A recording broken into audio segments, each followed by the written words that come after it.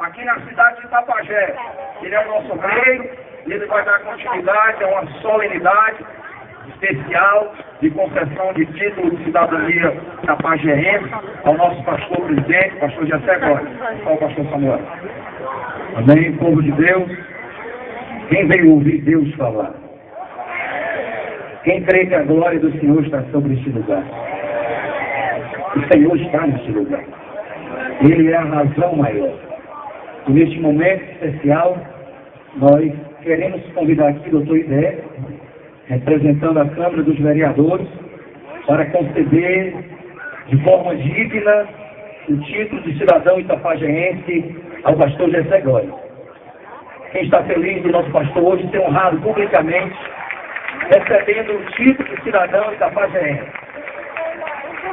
Queria cumprimentar todos os pastores aqui, na pessoa do pastor Samuel, pastor da igreja Santo de Deus Canaã.